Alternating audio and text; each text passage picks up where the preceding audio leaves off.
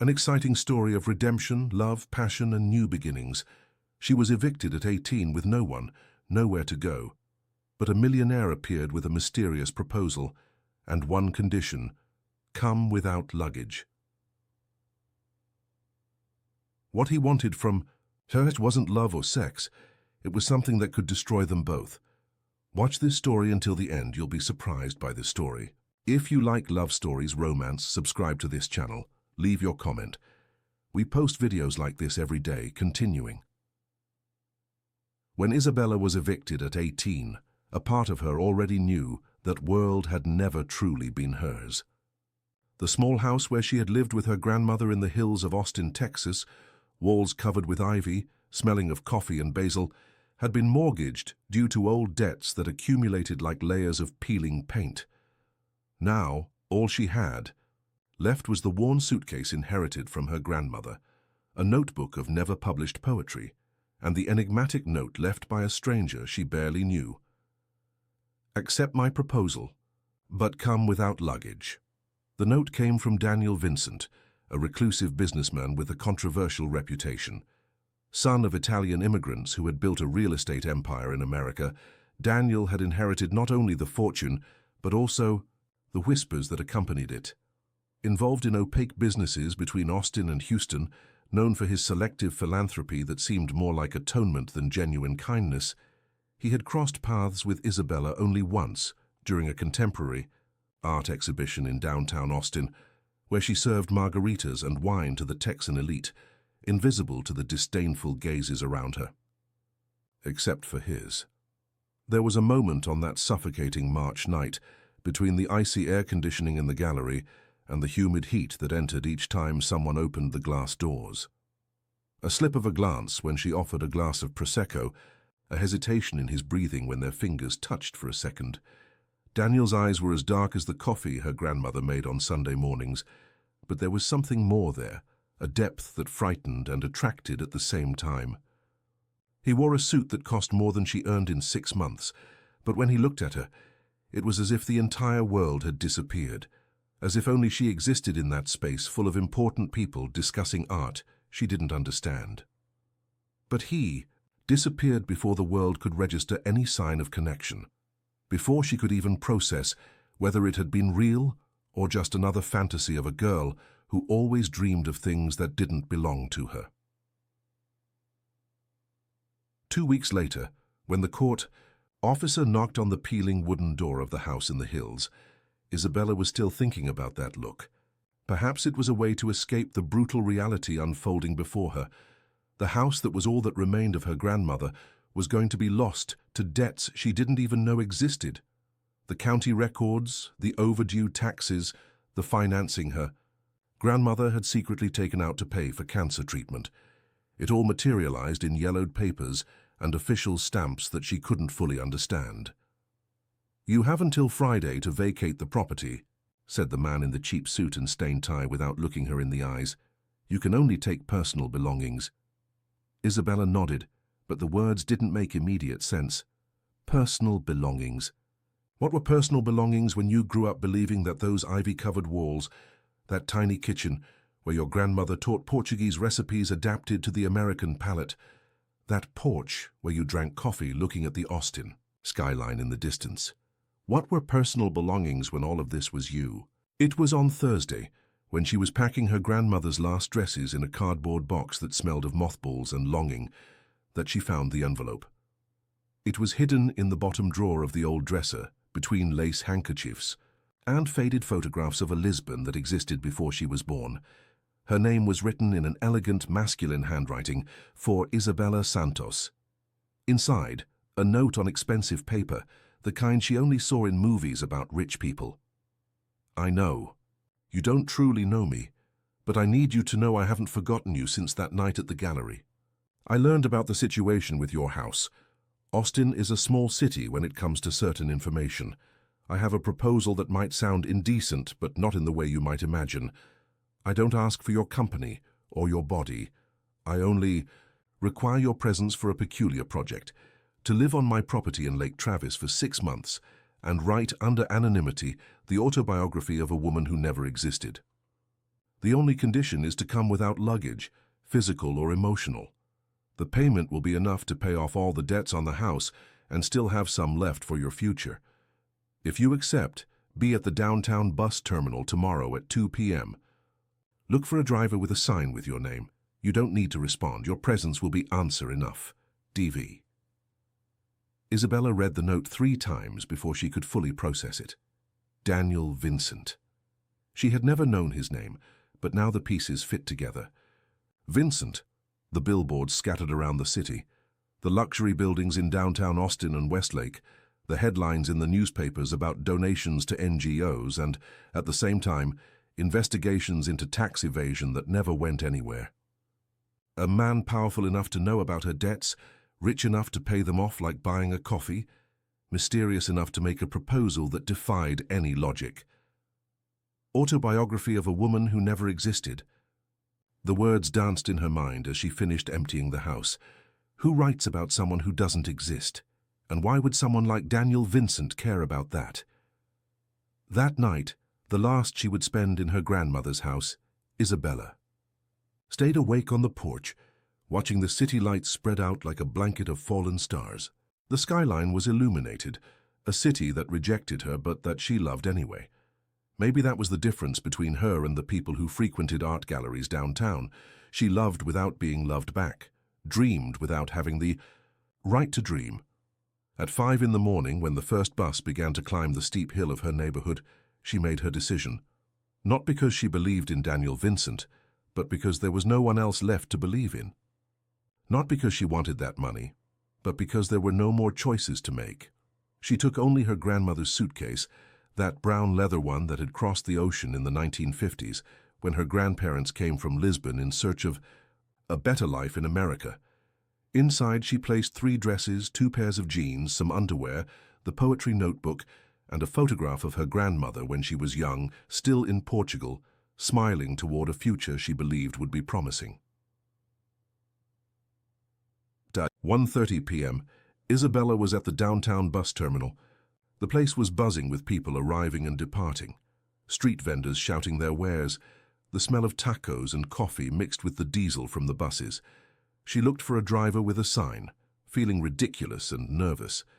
She was wearing the best dress she had, a simple navy blue one that her grandmother had bought for her high school graduation, and shoes that had seen better days.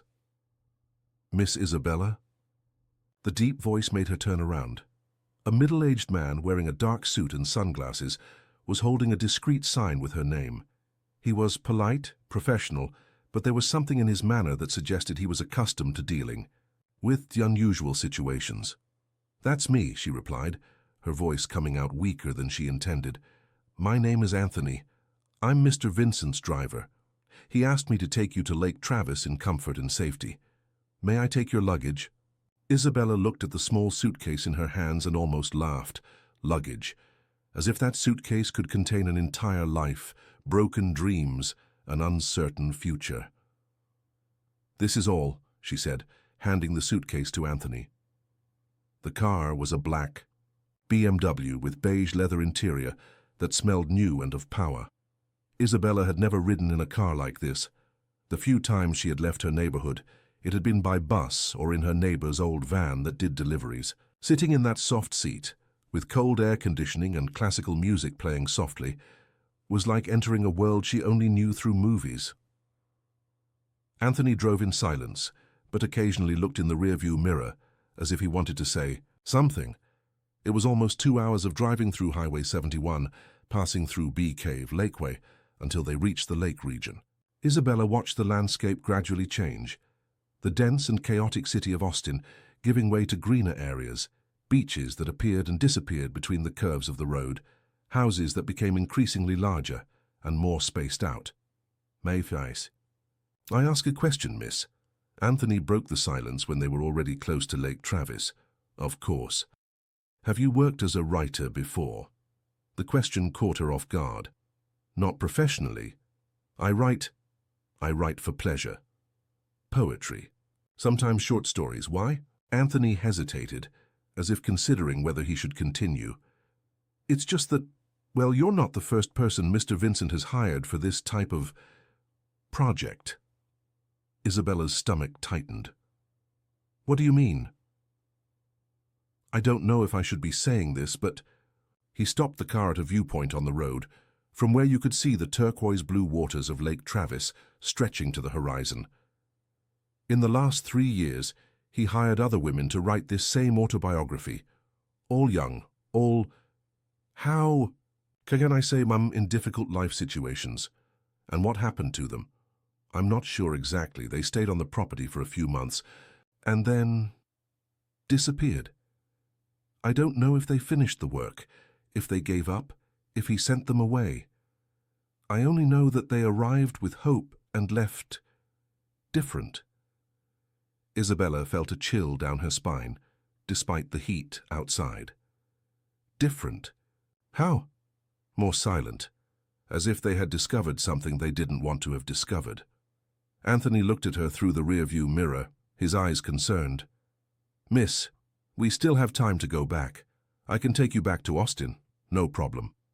Mr. Vincent doesn't even need to know you changed your mind. For a moment, Isabella considered the possibility. It would be easy. Go back to Austin, to the familiar streets, to the familiar poverty, but go back where her grandmother's house was no longer hers. She had no job, no family, nothing beyond that strange proposal from a man she barely knew. No, she finally said, I'll stay. Anthony sighed, as if he already knew what the answer would be. Then may God protect you, miss. They returned to the road and, 15 minutes later, arrived at the property gate.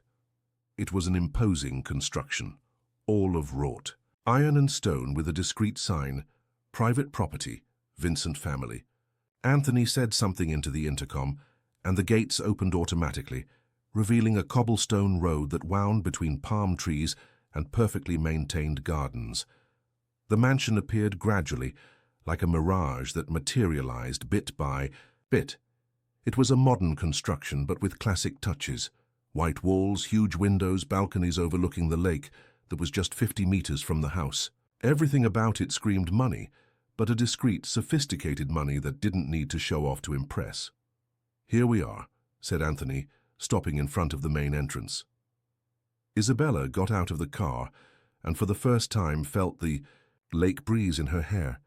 The smell was different from Austin, cleaner, less urban, with notes of salt and something floral that she couldn't identify. It was as if the world had been washed and put back in place, brighter and more defined. Mr. Vincent is away on business, explained Anthony, taking her suitcase.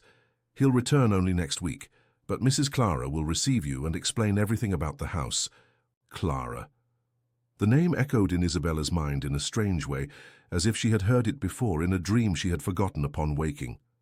The main door opened before they even climbed the marble steps. A woman of approximately 50 appeared, wearing a simple but elegant light blue dress.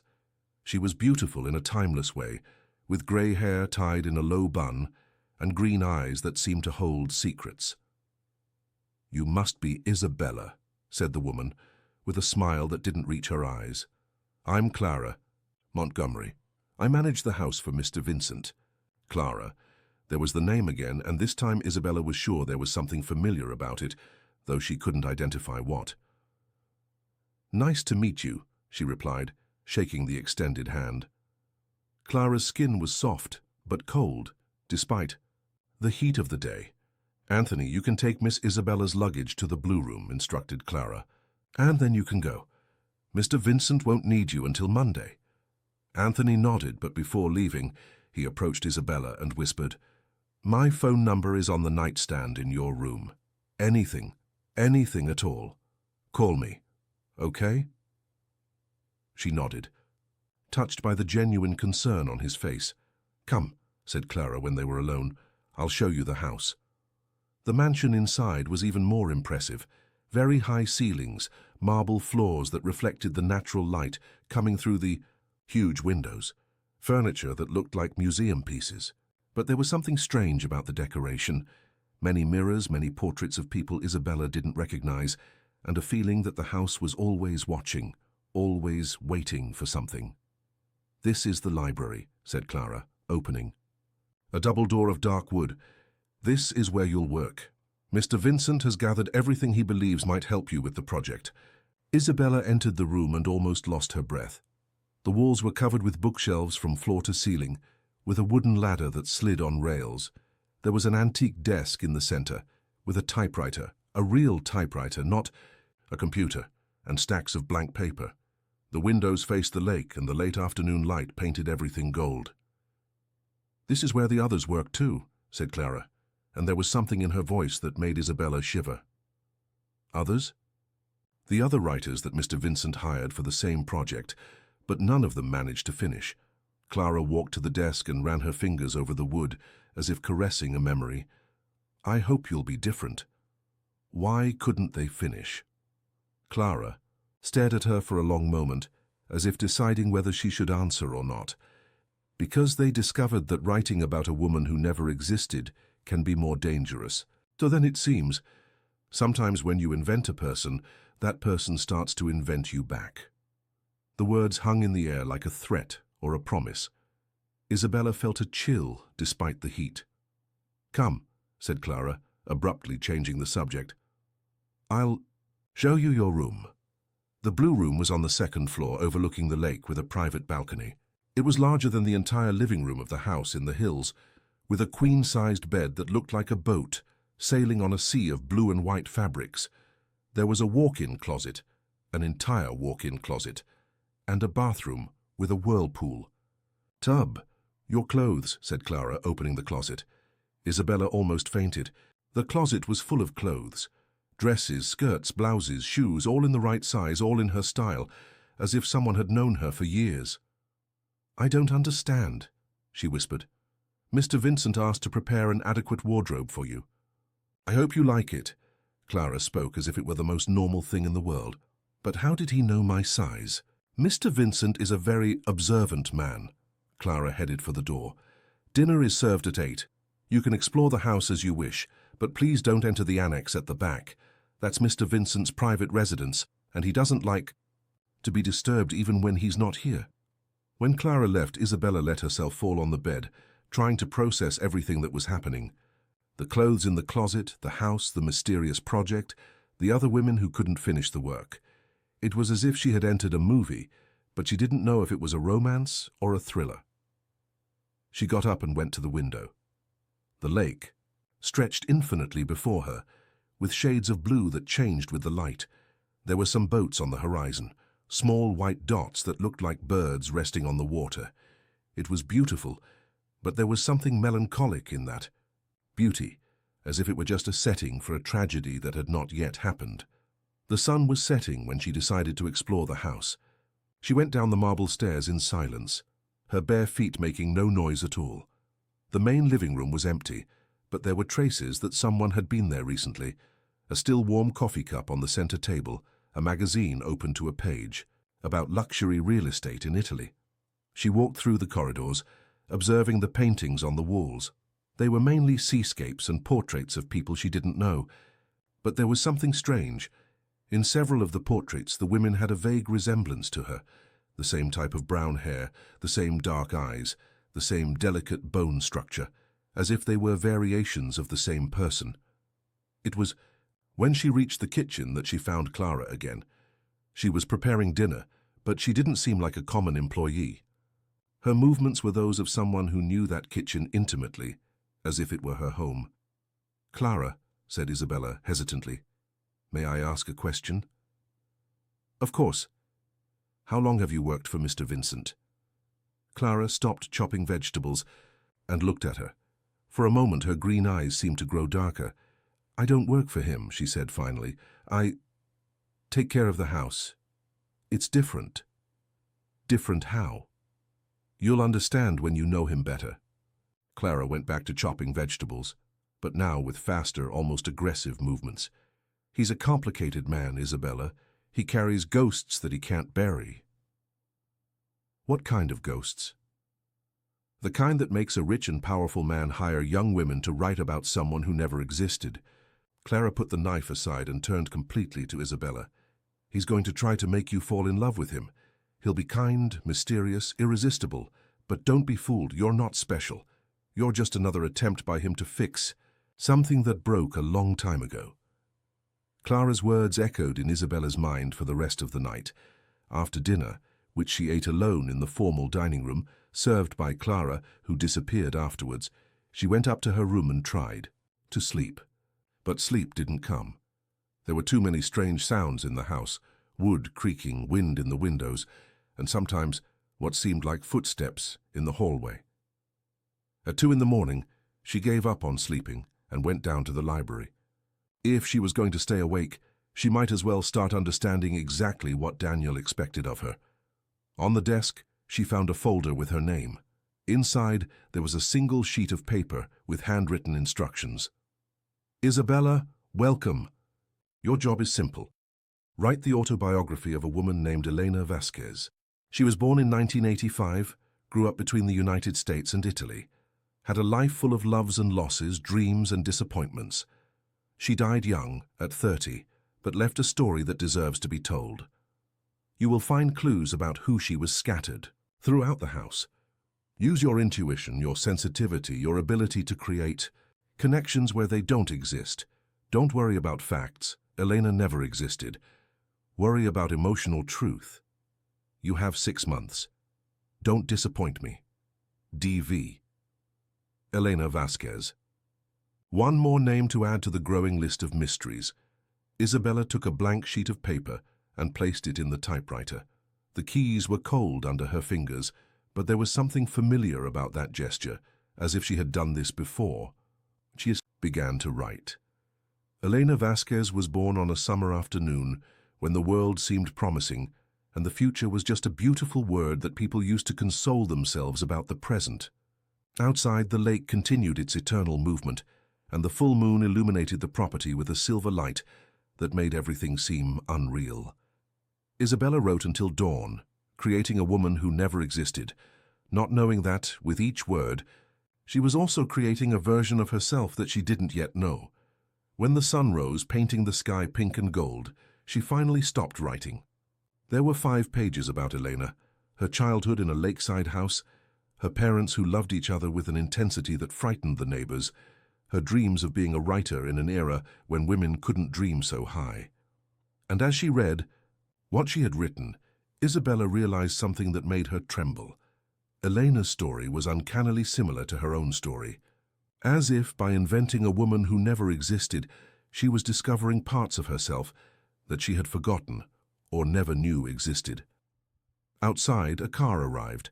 It was too early for any normal visit, but Isabella ran to the window and saw a black BMW, the same as Anthony's, stopping in front of the house. But the person who got out of the car wasn't Anthony. It was Daniel Vincent. Even at a distance, even after almost 3 weeks, she recognized him immediately. Tall, broad-shouldered, with the posture of someone who is used to being obeyed. He looked up directly at the library window, as if he knew she was there.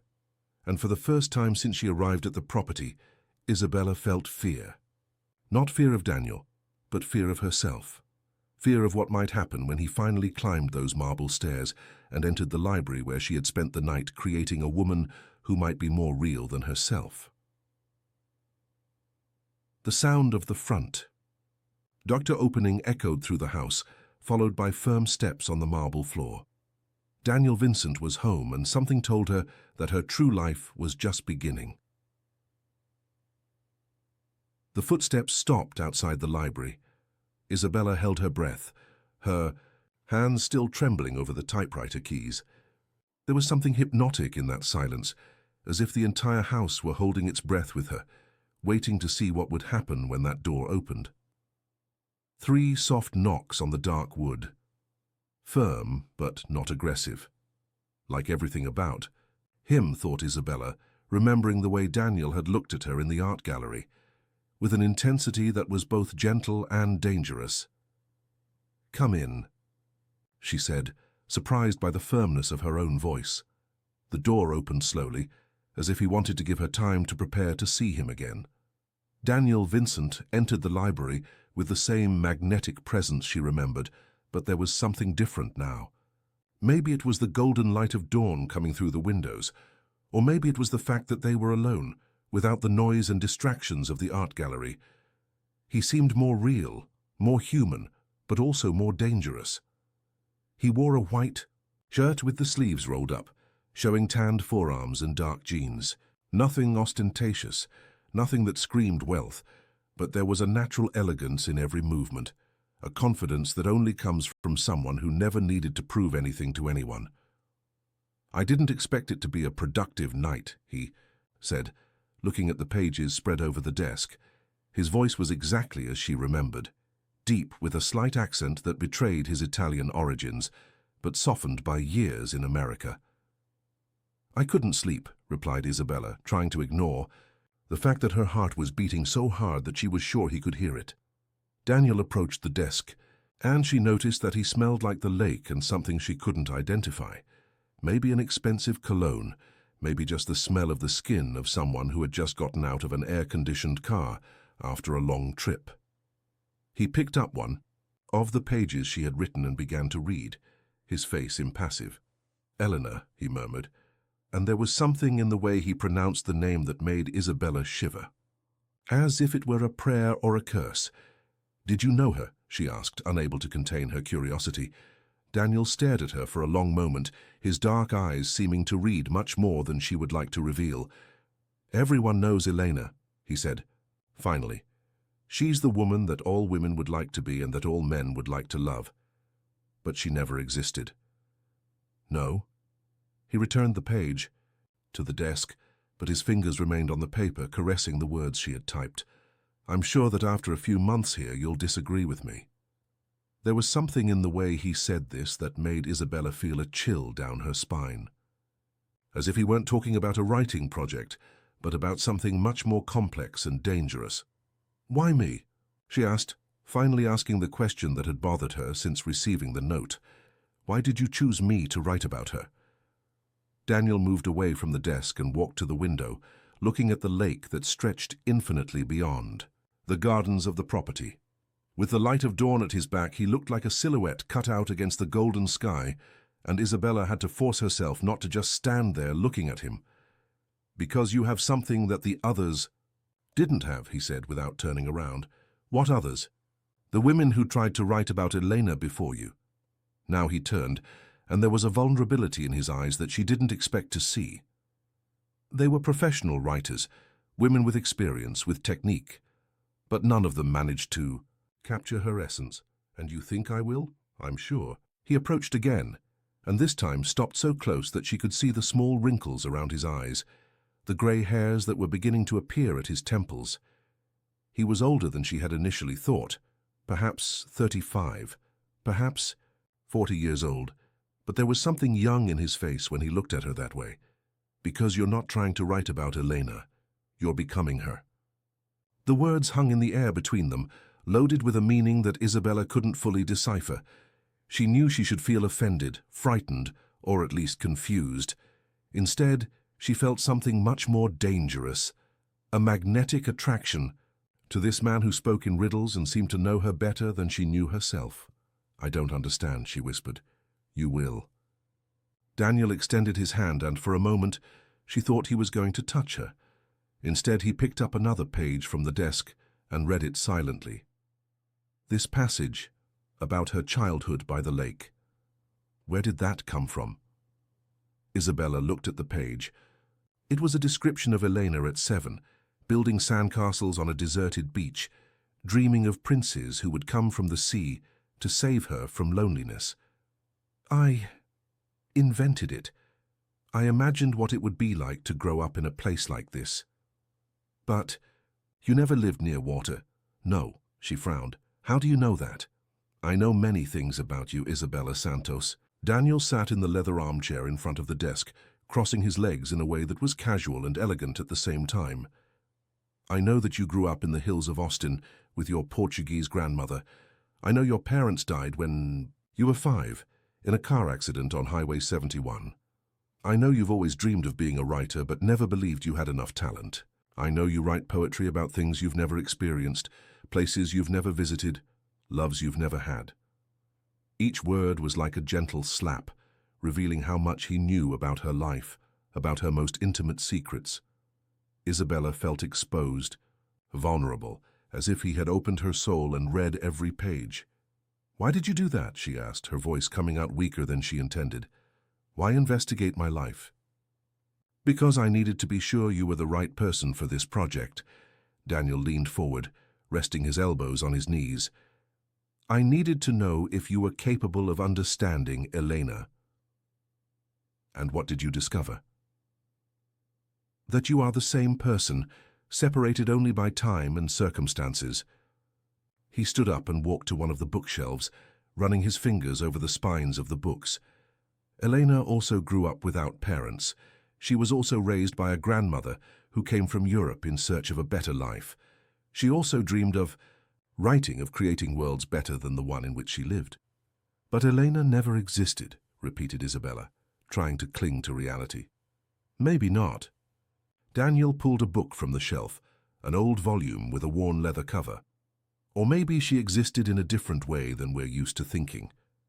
He opened the book, and Isabella saw that there was no printed text on the pages. Instead, there was a feminine and delicate handwriting, covering each page with words in English and Italian. "This is Elena's diary. She wrote it during the last months of her life." Isabella's blood froze. "You said she never existed." "I said you would think she never existed." Daniel closed the book and placed it on the desk, next to the typewriter. "The truth is more complicated than that." "What truth?" Daniel hesitated, as if deciding how much he could reveal. "Elena died 3 years ago in this house. She was writing her own autobiography when it happened."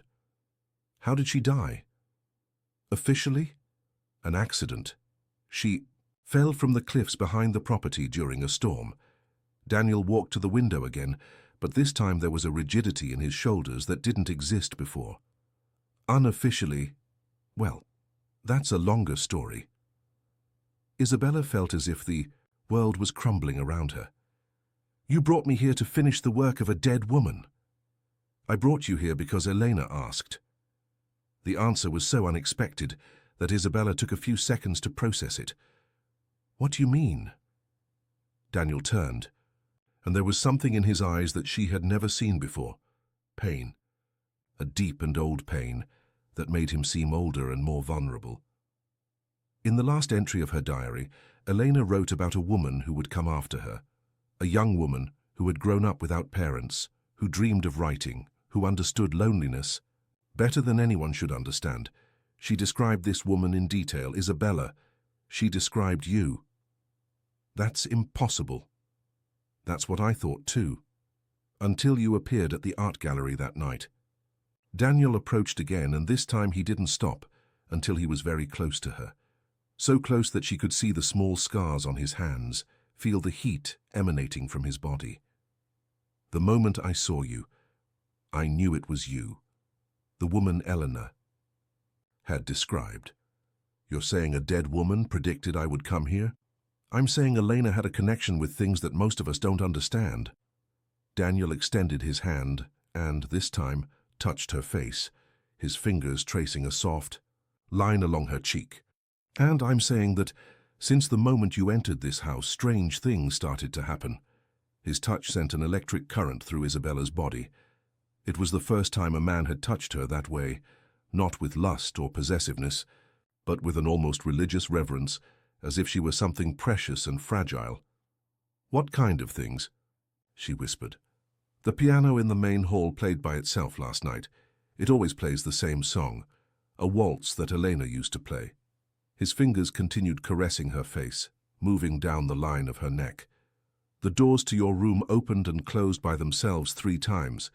Clara found wet footprints in the hallway, even though it hasn't rained for days." Isabella should be scared. She should run out of that house and never look back. Instead, she felt drawn to that mystery, to that man who spoke of dead women as if they were lost lovers. "And you think Elena is here?" "I think Elena never left." Daniel removed his hand from her face, but remained so close that she could feel his breath. "And I think she's waiting for you." "For what?" "To finish what she started, to tell her story the way she couldn't tell it." He picked up the diary and placed it in Isabella's hands. "Read, understand who she was, and then tell me if you still..." Think all this is coincidence. The diary was warm to the touch as if it had been near a fire. Isabella opened it to the first page and immediately recognized the handwriting. It was the same she had seen in some of the notes left around the house, notes she had assumed were from Clara. "My name is Elena Vasquez," began the first entry, "and this is the story of how I fell in love with a man who could never love me back." Isabella looked at Daniel, who was watching her reaction with an intensity that made her tremble. "She was in love with you." She was. The confirmation came without hesitation, without regret. And I with her.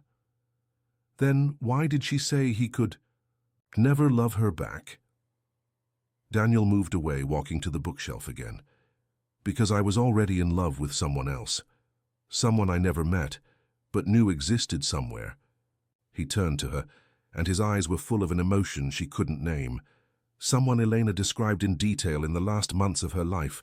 Someone she said would come after her and would finally free me from the past. The realization hit Isabella like a punch to the stomach. "You're saying Elena died knowing you would fall in love with me?" "I'm saying Elena died trying to unite us." Daniel walked back to her, and this time there was an urgency in his movements that didn't exist before. "She knew she couldn't give me what I needed, but she also knew that you could. And what do you need? Forgiveness." The word came out as a whisper, loaded with so much weight that Isabella felt as if the air had been sucked from the room. "Eleanor died because of me, Isabella, and I need forgiveness to be able to live." "What happened?" Daniel hesitated, as if the words were physically painful to pronounce. "She discovered that I couldn't love her the way she deserved. She discovered that I was obsessed with a woman who existed only in my imagination, or at least, that's what I thought at the time. She tried to become that woman, changed everything about herself, even the way she spoke and dressed. But the more she tried, the more I pulled away. And then? Then, on a stormy night, she told me she had found a way to give me what I wanted. She said she knew how to bring the woman of my dreams to me, but that she would have to leave for that to happen." Daniel closed his eyes, as if reliving that night. "I thought she was being dramatic. As always, I didn't take it seriously.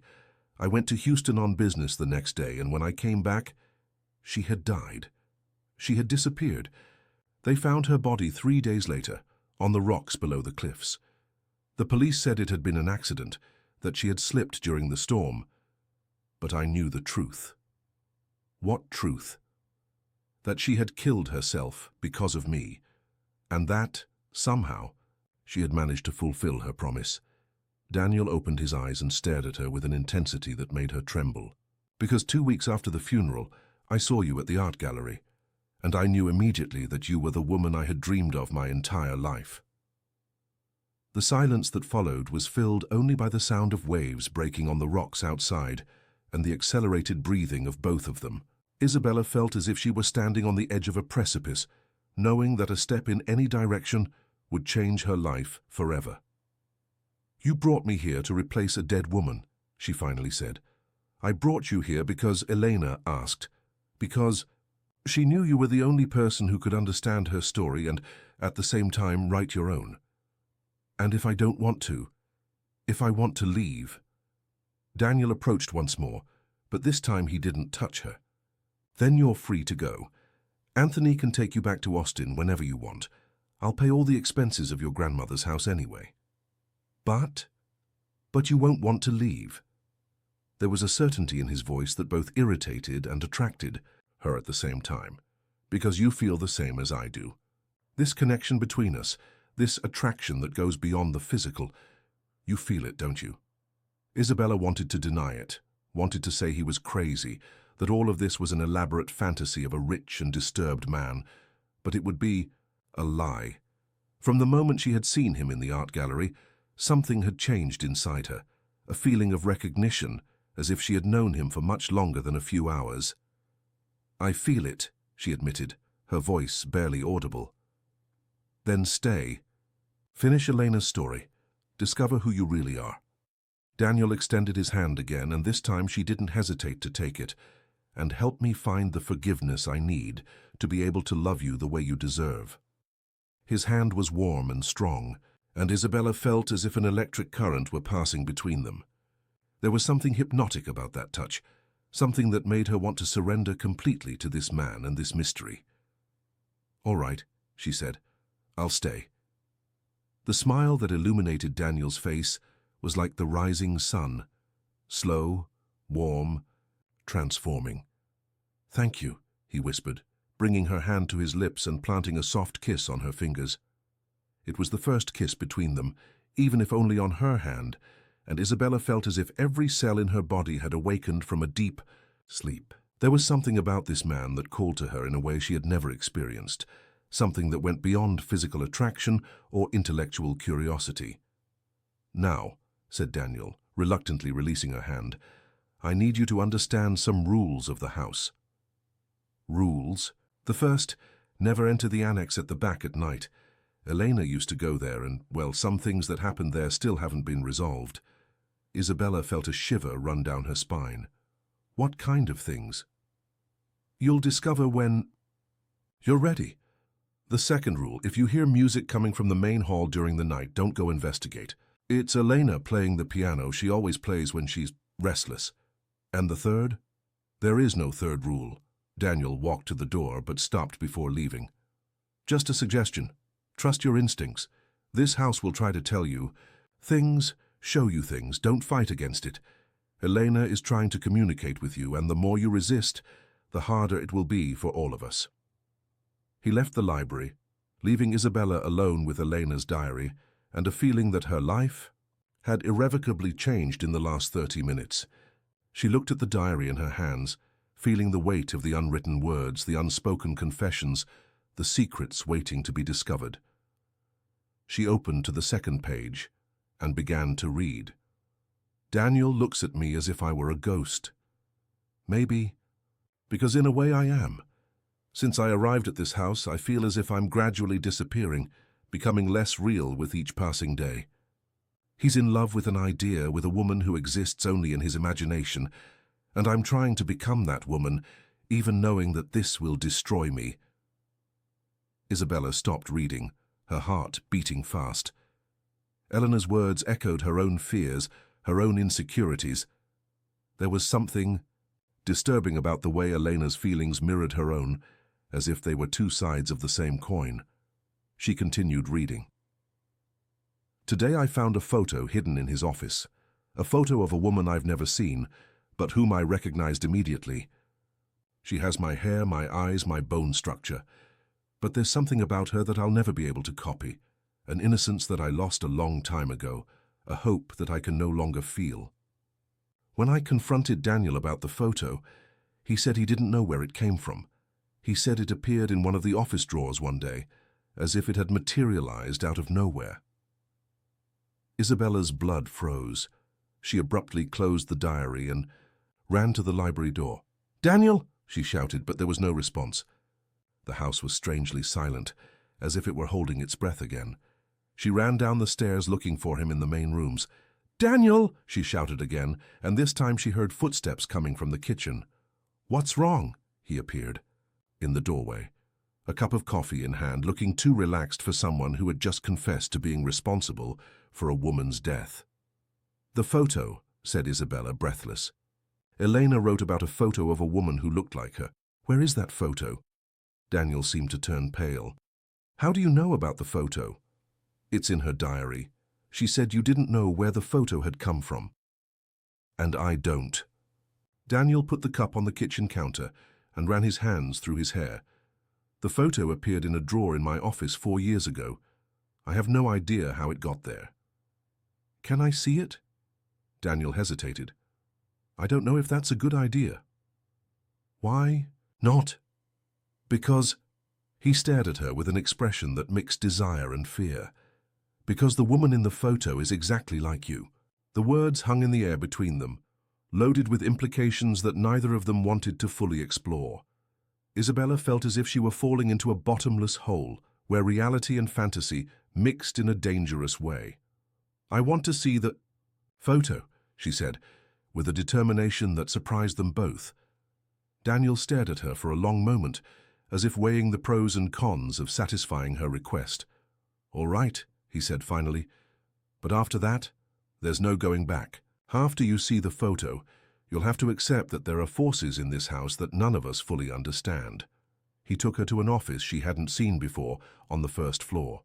It was a smaller room than the library, but equally elegant, with a mahogany desk and shelves full of books on business and philosophy. Daniel opened a drawer and took out a black and white photo, 4:6 size. "This is the photo Elena found," he said, handing it to Isabella. She looked at the image and almost dropped the photo.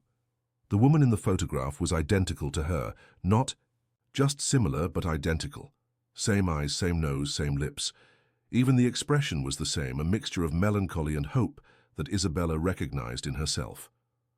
But there was something more disturbing about the photo. In the lower right corner, there was a date, March 15th, 1987. "This photo was taken 2 years before I was born," whispered Isabella. "I know." "How is that possible?" Daniel approached her, placing his hands on her shoulders. "I don't know, but I know that from the moment that photo appeared in my drawer, I've dreamed of you every night. I dream of your eyes, your voice, your scent." Elena knew this. She knew I was in love with someone she thought didn't exist. But I do exist. You exist now. The question is, did you always exist, or did Elena somehow create you? Daniel caressed her face, and Isabella instinctively leaned into the touch. "And if she created you, what does that mean for us both?" The question remained unanswered, hanging in the air like a threat or a promise.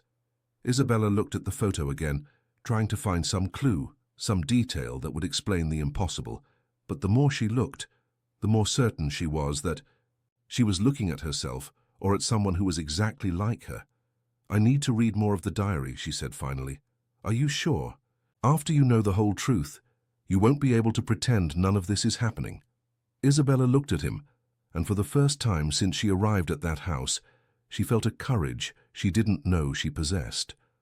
"I already can't pretend. None of this is happening.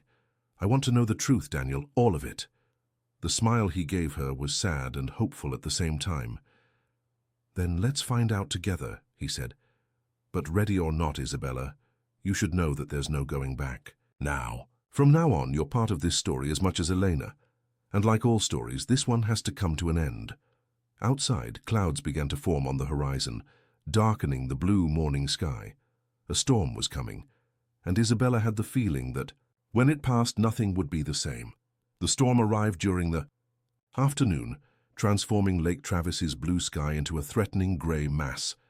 Isabella spent hours in the library, reading Elena's diary while rain pounded against the windows with enough violence to seem like it wanted to break the glass.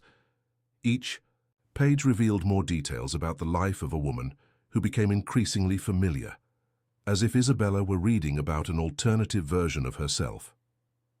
"Today I woke up with the taste of salt in my mouth," said one of the entries.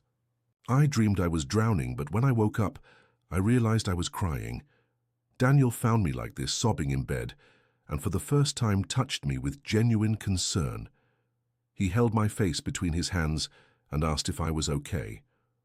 For a moment, I thought he was finally seeing me as I really am. But then he said, 'You remind me of someone when you're like this. Always someone. Never me.'" Isabella stopped reading and touched her own face, feeling the moisture of tears she hadn't realized she was shedding. Elena's words echoed inside her with a painful familiarity. How many times had she herself wished to be seen for who she really was instead of being just a shadow of someone else's dreams? A noise from the hallway made her raise her head, slow, deliberate footsteps approaching the library. But they weren't Daniel's firm steps that she had already learned to recognize. These were lighter, more hesitant, as if the person were walking barefoot on the cold marble. "Clara?" she called, but there was no answer. The footsteps stopped. Outside the door. Isabella held her breath, waiting for someone to enter, but the door remained closed. Only the sound of the rain and the thick silence that seemed to have a life of its own in that house. After a few minutes, she returned to the diary, but had barely read 2 lines when she heard something that made her blood freeze, the sound of a piano being played somewhere in the house. The melody was sad and familiar, a slow waltz that seemed to float through the corridors like a materialized memory. Daniel had told her not to investigate if she heard music during the night, but it was still late afternoon. Perhaps the rules were different. Or perhaps Elena was trying to tell her something that couldn't wait until dark. Isabella put the diary in the desk drawer and left the library. The hallway was empty, but the music continued, coming from what she assumed was the main hall. She followed the sound, her bare feet silent on the marble, passing portraits that seemed to observe her with curiosity or disapproval. The main hall was a spacious room, with floor-to-ceiling windows and a decoration that mixed classic elegance with modern touches. In the center of the room there was a black grand piano, its keys moving by themselves, as if invisible hands were playing them. Isabella approached slowly, hypnotized by the impossible vision. The melody was beautiful, melancholic, full of a longing that seemed to have been distilled into musical notes. There was something familiar about it, as if it were a song she knew from a forgotten dream. "You shouldn't be here." Clara's voice made her turn abruptly. The house manager was standing at the entrance to the hall, wearing a dark blue robe that made her look like an elegant ghost.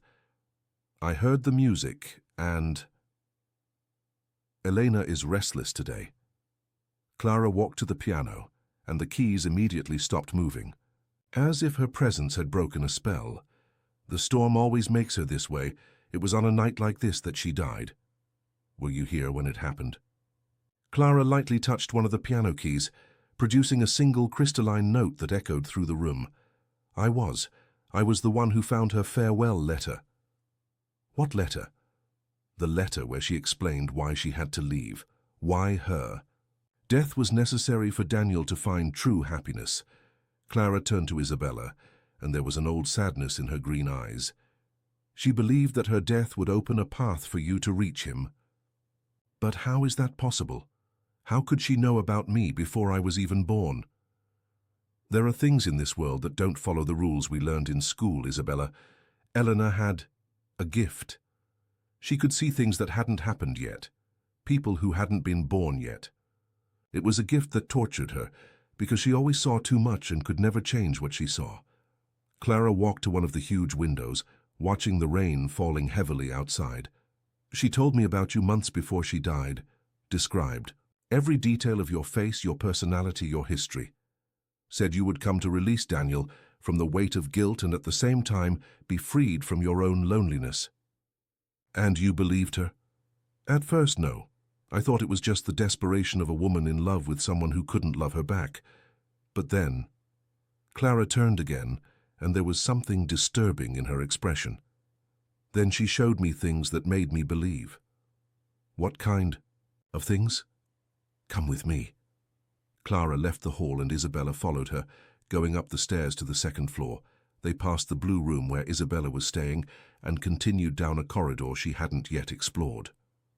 At the end of the corridor, Clara opened a door that was locked. "This was Elena's room," she said, turning on the lights. The room was larger than Isabella's, decorated in shades of green and gold. There was a four-poster bed, an antique dressing table with a gold-framed mirror, and a bookshelf full of books. But what caught Isabella's attention were the walls. They were covered with photographs, drawings, and newspaper clippings, all organized in an obsessive manner. "My God," she whispered, approaching one of the walls. All the images were of her. Photographs taken without her knowledge during her childhood and adolescence in the hills of Austin. Hand-drawn sketches that captured every detail of her face. Newspaper clippings from the school where she had studied, with her photo in writing. Competitions. There was even a copy of a poem she had written at 16 and never shown to anyone. "How did Elena get all this?" asked Isabella, her voice trembling. "She said the images came to her in dreams, and then she would draw or paint them. As for the newspaper clippings and personal information..." Clara hesitated. "She hired a private investigator to follow your life. She wanted to be sure you were growing up the way she had predicted." Isabella felt as if the floor were disappearing beneath her feet. "She followed me my whole life." "Not followed, protected." Clara approached one of the photographs, Isabella at 10 playing in the plaza in Austin. Do you think it was a coincidence your grandmother managed to get that scholarship for you? Or the fact that there was always mysterious money appearing? When you needed it most, Eleanor was helping me. Elena was ensuring that you would arrive here whole, strong enough to endure what was to come. Clara gently touched the glass of the photograph. She sacrificed herself so that you could have the life she never could have. Tears began to stream down Isabella's face. The feeling of being watched, which she had felt throughout her life, finally made sense. It wasn't paranoia, it was Elena, watching over her from a distance, preparing her for this moment. "Where is she now?" asked Isabella. "If she really is in this house, where is she?" Clara smiled, but it was a sad smile. "She is where she has always been, waiting." Waiting. For what? For you to understand that you're not just a replacement, Isabella. You're the continuation of her story. You are the same soul, separated into two bodies, in two different times. Clara walked to the dressing table and picked up an object. That was on it, a pearl necklace that looked very old. "Eleanor wanted you to have this." Isabella took the necklace and immediately felt a strange sensation, as if she were touching something that had already belonged to her. The pearls were smooth and warm, as if they had just been taken from someone's neck. This necklace belonged to Elena's grandmother, who came from Italy in the 50s, the same time your grandmother came. Clara helped Isabella put on the necklace. Another coincidence? "I don't believe in coincidences," said a male voice behind them. Daniel was standing in the doorway of the room, his hair wet from rain, a somber expression on his face. "Clara, I told you not to bring anyone here." "She needed to see," replied Clara, unintimidated. She needed to understand. Understand what? That Elena was obsessed with her, that she spent years invading a child's privacy to satisfy her own fantasies. Daniel entered the room and there was an anger in his eyes that Isabella had never seen before. "This isn't protection, Clara. It's stalking." "Elena loved her," said Clara calmly. "Elena was sick, and I should have seen that before it was too late." Daniel turned to Isabella. "You shouldn't have seen this, not like this." "Then how should I have seen it?" asked Isabella, her voice coming out stronger than she expected. "You brought me here to write about a woman who apparently knew everything, about my life since I was born. Do you think I didn't have the right to know the truth? The truth is that Eleanor was ill, and her illness made her believe in things that aren't real. Like the 1987 photo." Daniel stopped in the middle of the room as if he had been punched. "The photo is what? A coincidence? A fake? Or maybe it's exactly what it seems, proof that there are things in this world that we can't explain." Isabella approached him, the pearl necklace cold against her skin. "You felt something when you saw me at the art gallery, something you can't explain. I felt it too."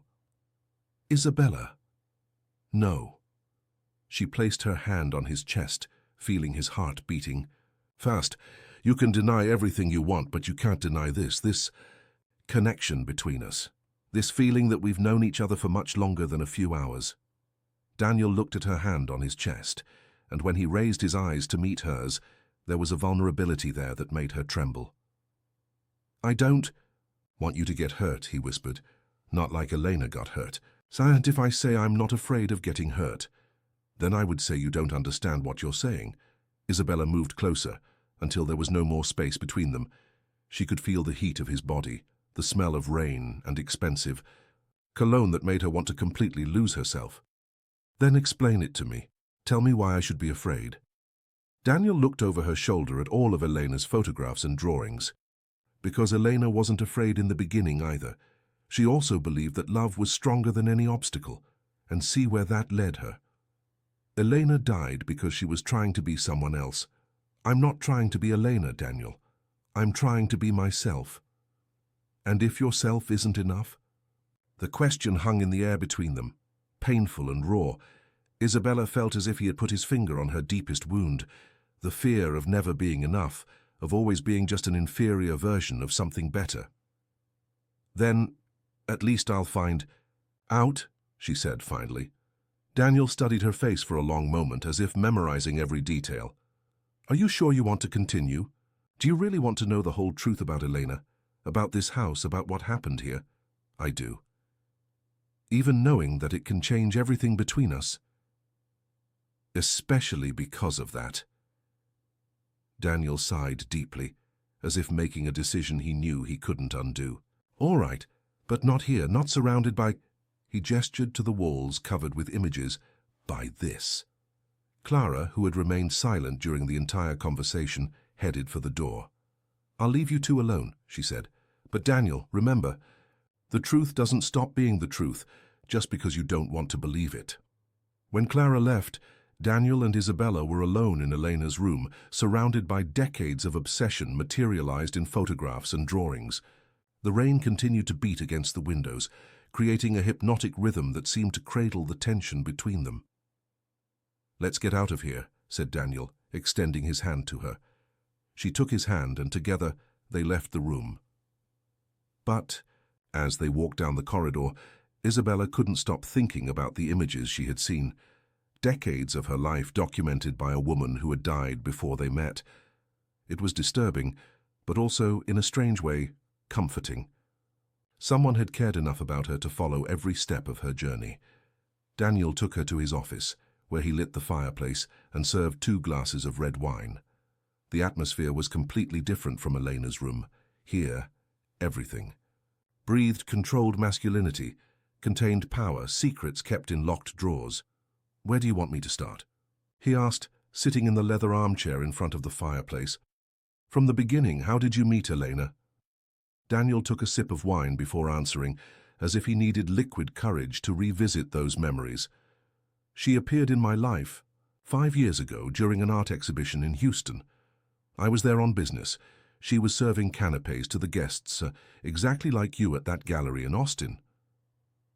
She worked serving at events. That's what she did to survive, yes. But she was much more than that. Elena was special. Intelligent, sensitive, she had a way of seeing the world that fascinated me. And she was beautiful in a way that made you forget to breathe. Isabella felt a pang of jealousy, which was ridiculous considering Elena was dead. Did you get involved quickly? Yes and no. Daniel stood up and walked to the window, watching the storm outside. Physically, yes. Emotionally, I never managed to give myself completely to her. There was always this feeling that I was waiting for someone else, for something that hadn't arrived yet. The woman in the photograph. Exactly. Elena discovered the photo a few months after we started our relationship. She became obsessed with finding out who the woman in the image was, where the photo had come from. She started changing everything. About herself, her hair, the way she dressed, even the way she spoke, trying to look more like the woman in the photo. Like me. Like you, apparently. But at the time, I didn't know the woman in the photo really existed. I thought it was just, I don't know, maybe an actress from an old movie or a family photo someone had left in the house. Daniel returned to the armchair but didn't sit down. The more Elena tried to transform herself into the woman in the photo, the more I pulled away from her. It was as if she were gradually erasing herself, losing everything that made her unique. And you never thought about ending the relationship? I thought about it. Many times, but Elena always managed to convince me to stay. She said she was close to discovering who the woman in the photo was, that soon everything would make sense.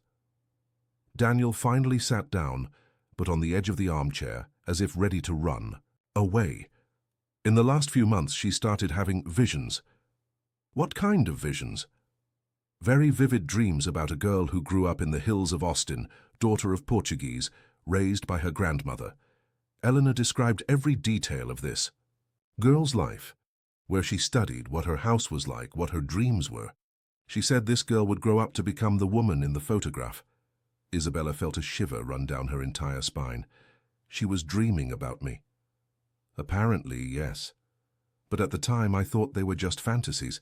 Elena was becoming increasingly unstable, more obsessive.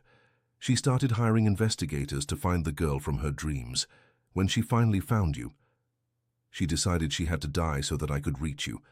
She believed that her existence was preventing you and me from meeting, as if there was room for only one of you in the world. Daniel ran his hands through his hair, an expression of deep pain on his face. On the last night, she told me she had found a way to give us the happiness we deserved. She said everything would be clear after she left. And you let her leave? The question came out more accusatory than Isabella had intended, but she didn't regret it. There was something in Daniel's story that didn't fit, something he wasn't telling. I thought she was being dramatic, as always. Elena had a taste for melodrama that sometimes was tiring. Daniel stared at her, and there was guilt in his eyes. I thought she would sleep and the next day she would be fine. I didn't imagine that she would really... But you left the next day. For Houston. Yes, I needed space, time to think. Elena was suffocating our relationship with her obsession, and I thought a few days apart would do us good. And when you came back? I found Clara in tears at the entrance to the house. She said Elena had disappeared the night before during the storm. We found a letter in her room, a farewell explaining that her death was necessary for me to find my true love. Daniel abruptly stood up and walked to a locked drawer in the desk. He took a key from his pocket and opened the drawer, removing a yellowed sheet of paper. This is her letter. You can read it if you want. Isabella took the letter with trembling hands. The handwriting was the same as the diary, delicate, feminine, but with an urgency that showed through in the pressure of the pen on the paper. My beloved Daniel, the letter began. When you read this, I will have already left. Don't cry for me, for I will finally be doing something that will bring true happiness to both of us. I discovered that my existence is an obstacle to your destiny. There is a woman who was born to be loved by you, and while I am here, you will never meet. She is everything I tried to be, but never could. She is you, Daniel, your lost half, your true soulmate. I have seen her in my dreams thousands of times, and I know she is real, that she exists, that she is growing and becoming the woman you deserve to love. My death will open the way for her to reach you. Don't blame yourself for this. Accept it as my last gift to you and to her. Take better care of her than you did of me. Love her as you never could love me. And be happy, my love, be finally happy. With all the love possible, Elena. When Isabella finished reading, there were tears streaming down her face. The letter was both an act of love and an act of desperation, and she could feel Elena's pain pulsing through every word. She really believed that her death would be romantic, said Isabella, her voice choked. Elena was always too romantic for her own good. She believed in destiny, in soulmates, in loves that transcend death. Daniel approached her and gently took the letter from her hands. But what she didn't understand is that true love doesn't require sacrifices. It only requires the courage to be vulnerable. And do you have that courage? Daniel stared at her for a long moment, his dark eyes reflecting the light from the fireplace. I don't know, but I know I want to try. He moved closer, until she could feel his breath against her face. Isabella, The sound of a piano playing interrupted what he was going to say. The same melancholic waltz she had heard earlier, coming from the main hall. But this time, there was something urgent in the melody, as if Elena were trying to say something important. She wants you to go there, said Clara, appearing at the office door. Elena is agitated, more agitated than I've ever seen her. No, Daniel said immediately. I won't let Isabella. I'll go, interrupted Isabella, standing up. If Elena has something to tell me, I want to hear it. Isabella, it's not safe. When Elena gets like this, strange things happen in the house. What kind of things? Clara and Daniel exchanged a look, and she realized there was something they weren't telling her. What kind of things? She repeated more firmly. Objects that move by themselves, Clara finally said. Glass that breaks, photos that fall from walls. Once all the doors in the house slammed at the same time so hard it cracked some walls. And you think it's Elena doing this? I know it's Elena. She gets frustrated when she can't communicate.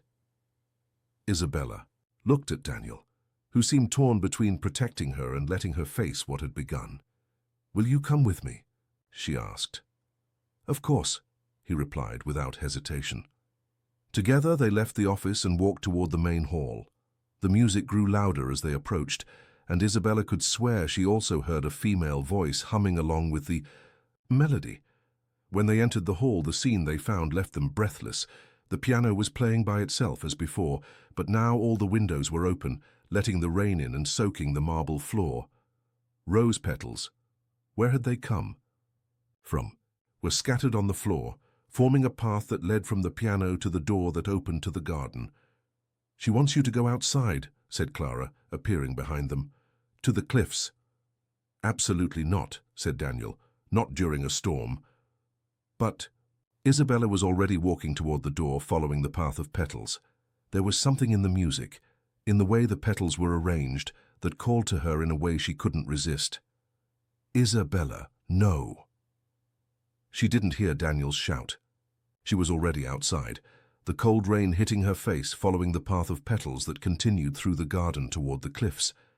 The piano music followed her, carried by the wind, mixing with the sound of waves breaking on the rocks below.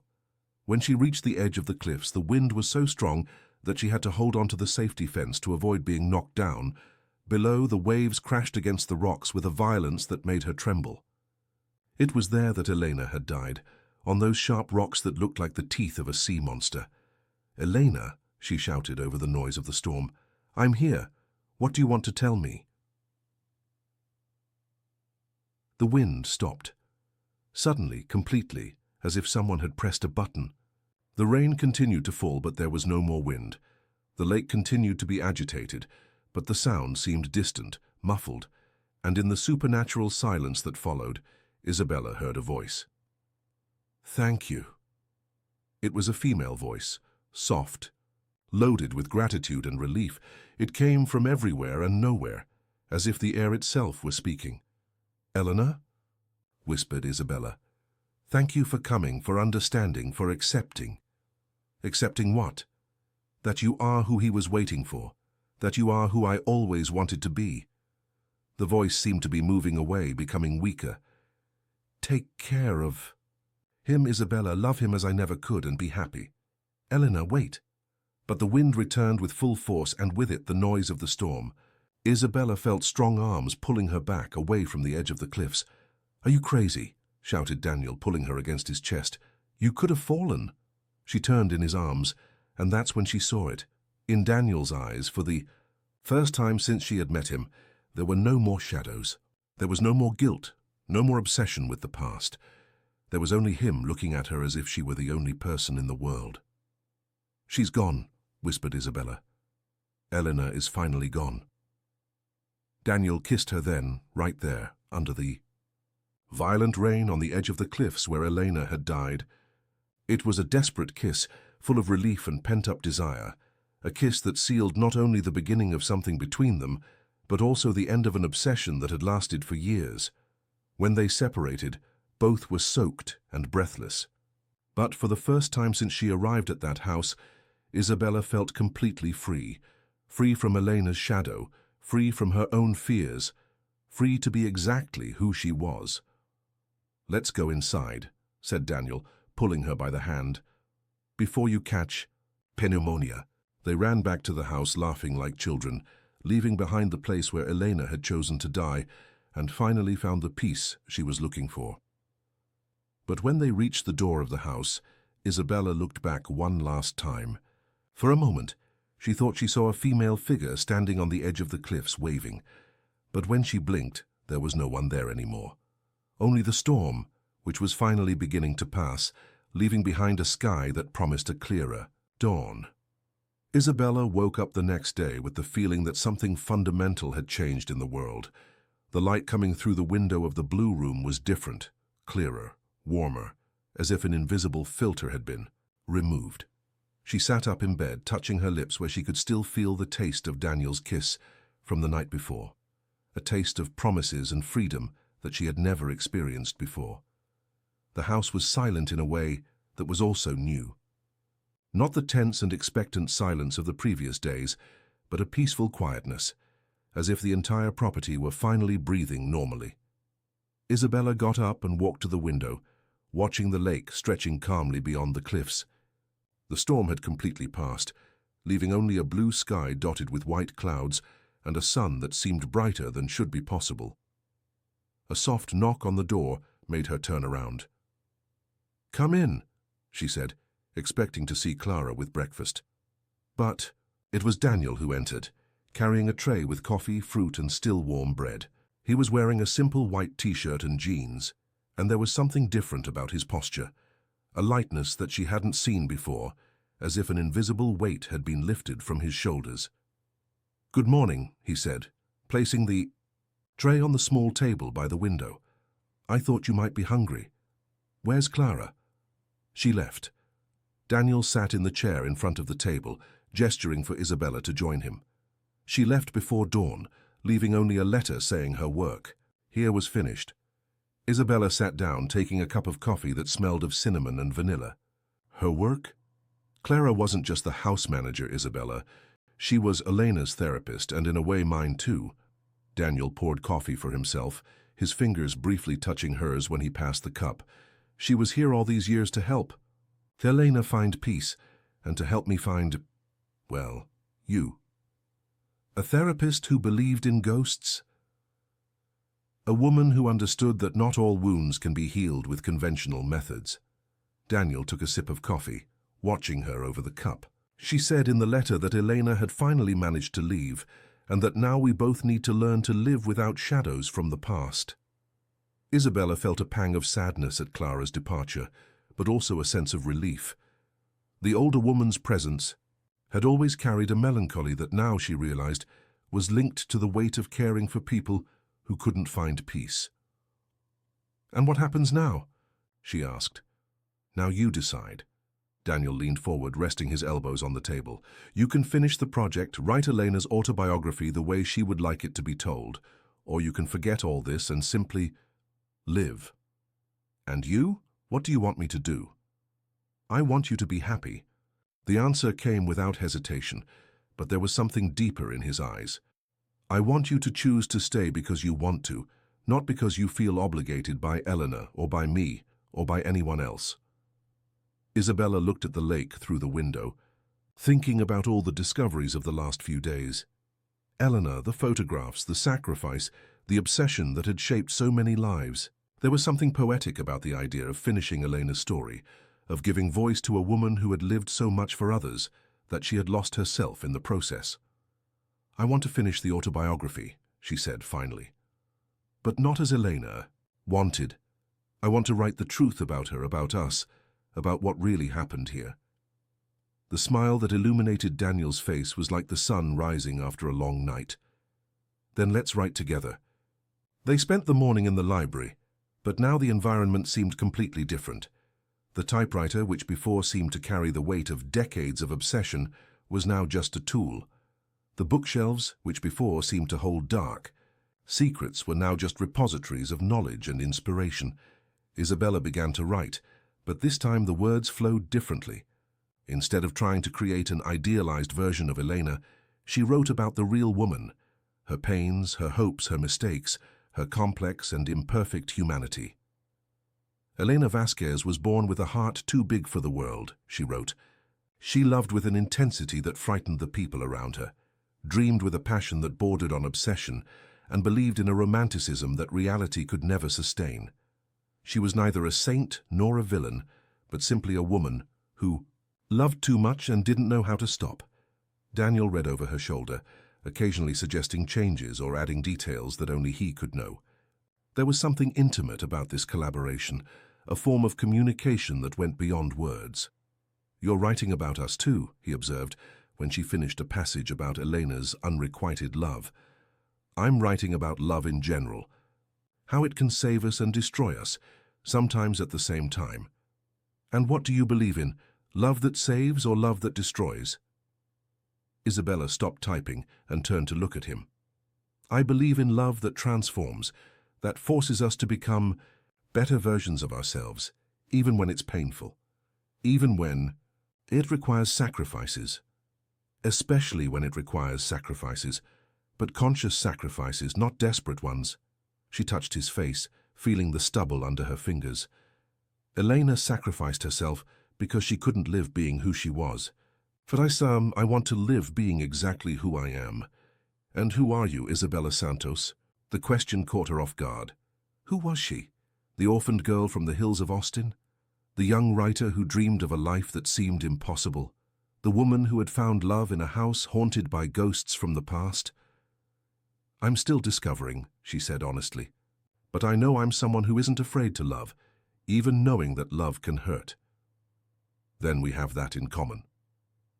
Daniel leaned in and kissed her, soft and slow, savoring every moment.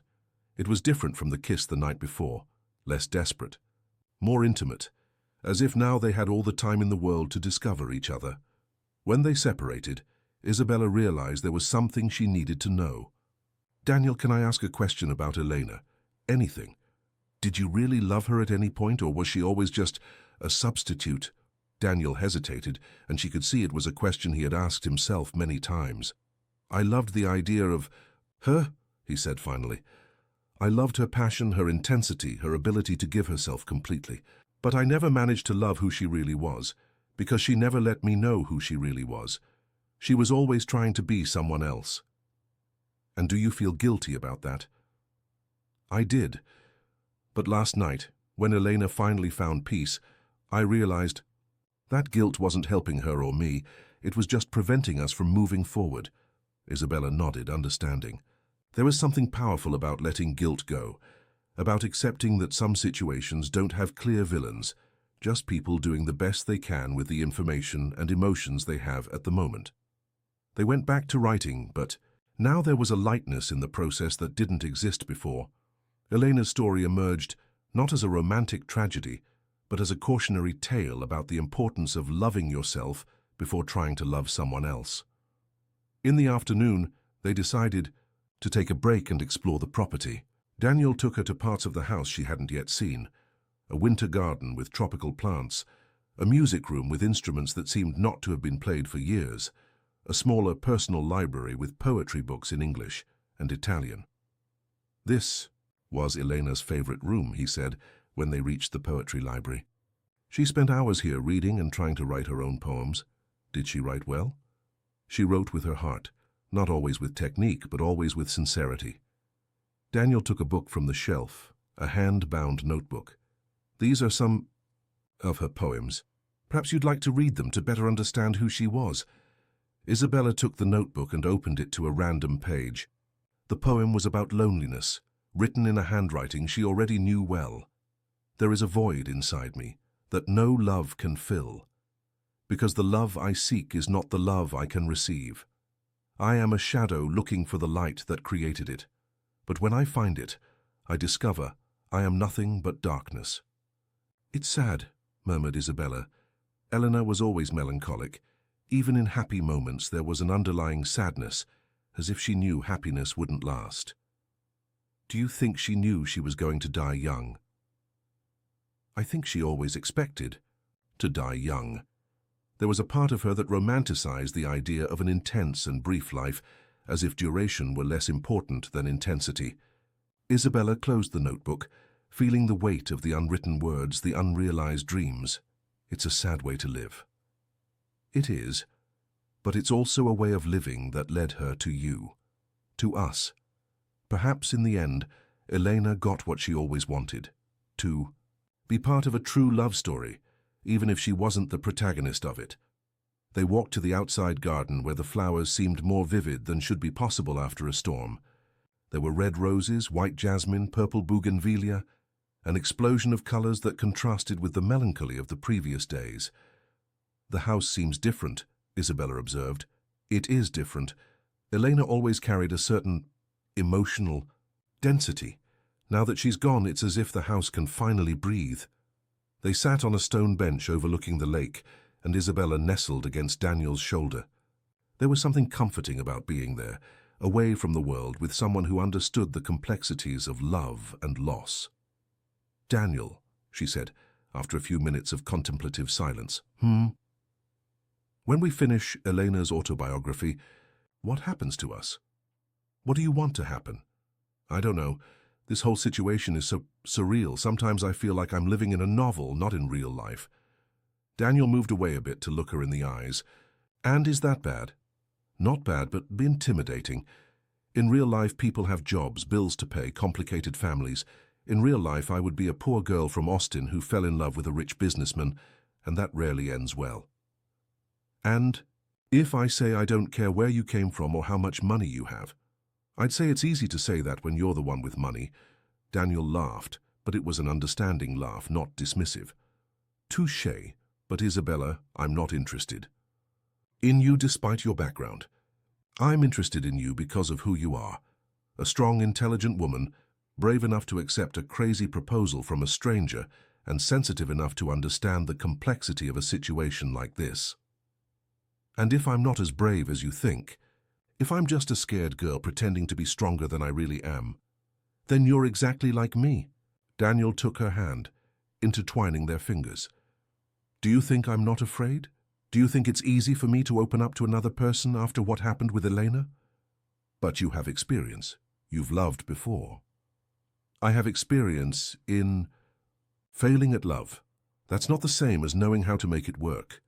Isabella studied his face, seeing the small worry lines around his eyes, the vulnerability he was trying not to hide. What are you afraid will happen? I'm afraid you'll realize I'm just an ordinary man who happens to have money. I'm afraid you'll get tired of my emotional baggage. I'm afraid you'll decide you prefer a simpler, more normal life. And I'm afraid you'll realize I'm not as special as Elena made me seem. I'm afraid you'll get tired of me when the novelty wears off. I'm afraid I won't be able to love you the way you deserve.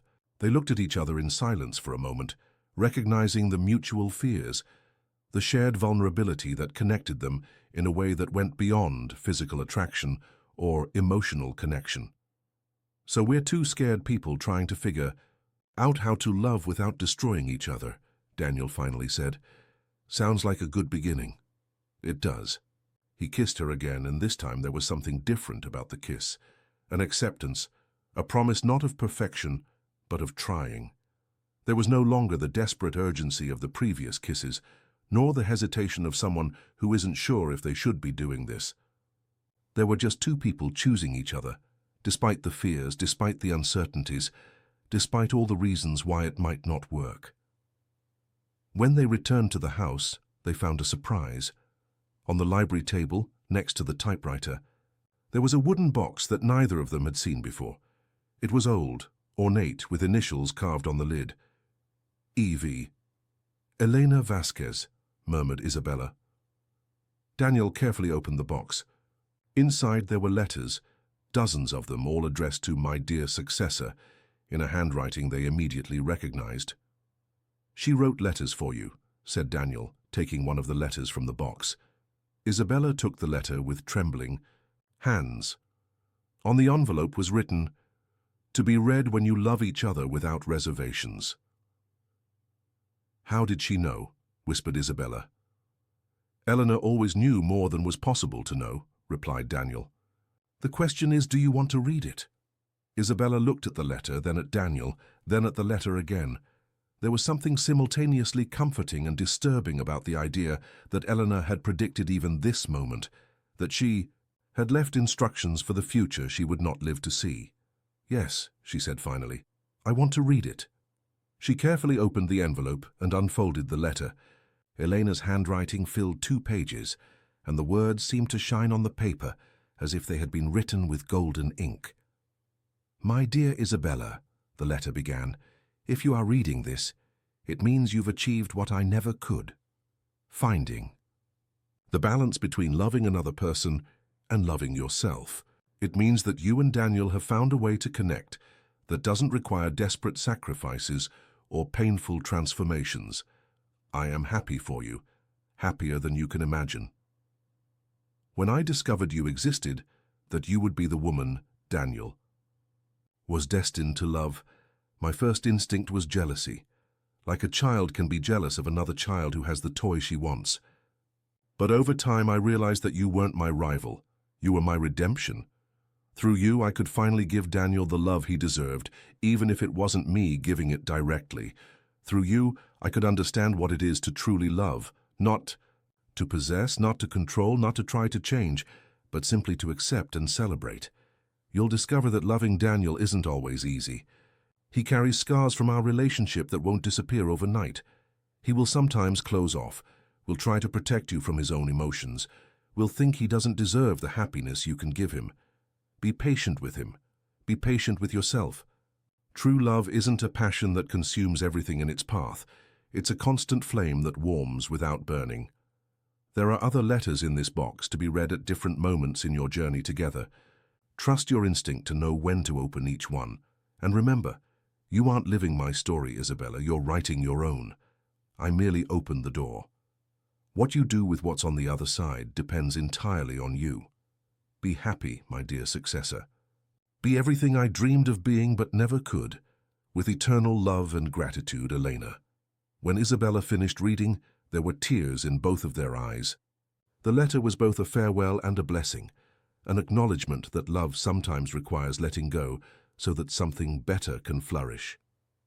She really freed us, whispered Isabella. She freed herself, corrected Daniel, and in doing so, gave us the freedom to choose our own path. Isabella looked at the other letters in the box, curious about what other advice or revelations Elena had left for them. But for now, one letter was enough. For now, they had everything they needed, each other, a lakeside house, and a love story that finally belonged only to them. Let's finish the autobiography tomorrow, she said, closing the box of letters. And today? Today I want you to show me what it's like to be loved by Daniel Vincent, not by Elena Vasquez. The smile he gave her was like all the sunrises she had missed, concentrated in a single moment. And when he took her in his arms, carrying her away from the library full of other people's stories, Isabella knew she was finally ready to write her own story. Not on Elena's typewriter, but in life itself, one page at a time. Night fell over. Lake Travis with a softness that the house hadn't known for years. There were no more ghosts walking the corridors, no more pianos playing by themselves, no more voices whispering secrets in the dark corners. There were only two people discovering how to love without fear, and a house finally at peace with itself.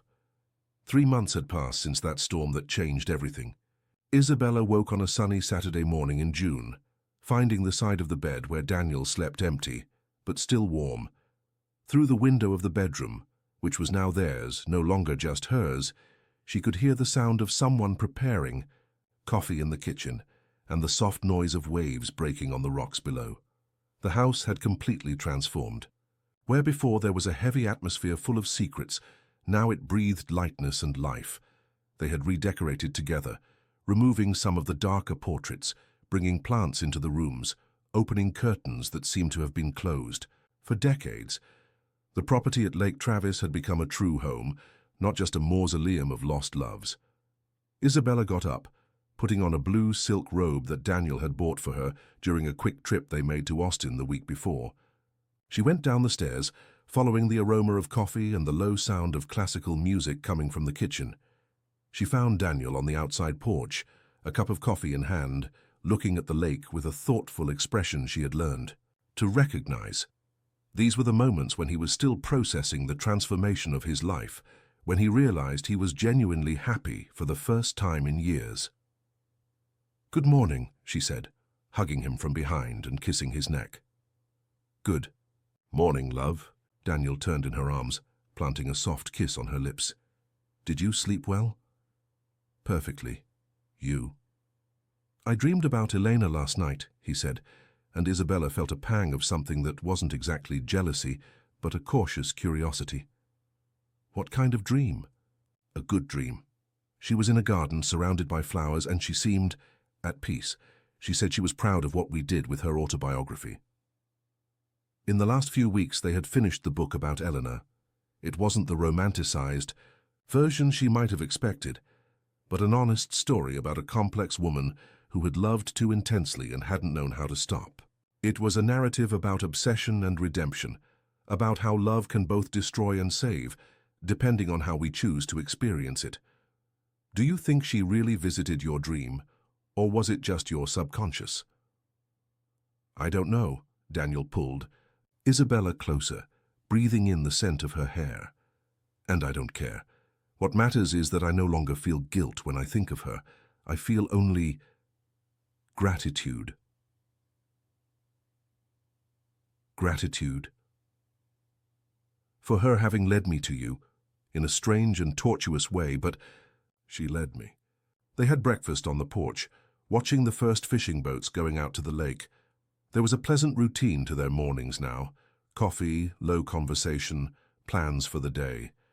Daniel had started working more from home, using technology, to manage his businesses remotely, and Isabella had discovered a passion for writing that went far beyond Elena's. Autobiography. "I need to tell you something," said Daniel, putting his coffee cup aside. The serious tone in his voice made Isabella alert. "What is it?" "Yesterday, when I went to Austin for that meeting, I stopped by the real estate office." He hesitated as if he didn't know how to continue. "Your grandmother's house in the hill?" "What about it?" "It's still available, still in the auction process, but I can buy it back for you, if you want." Isabella felt her heart race. Her grandmother's house, that small building with ivy-covered walls where she had grown up, where she had first dreamed of being a writer, where she had felt unconditionally loved for the first time in her life. "Why would you do that?" "Because I know it means a lot to you, because I know a part of you still feels guilty for having lost it, and because—" Daniel took her hand, intertwining their fingers. "Because I want you to know you can have back everything that's important to you." Tears began to form in Isabella's eyes. "Daniel, I can't let you." "It's not about letting or not letting. It's about wanting to do this for you." He raised her hand to his lips, kissing her fingers. "You saved my life, Isabella. Literally. Before you arrived, I was just existing, living with a guilt that was slowly killing me.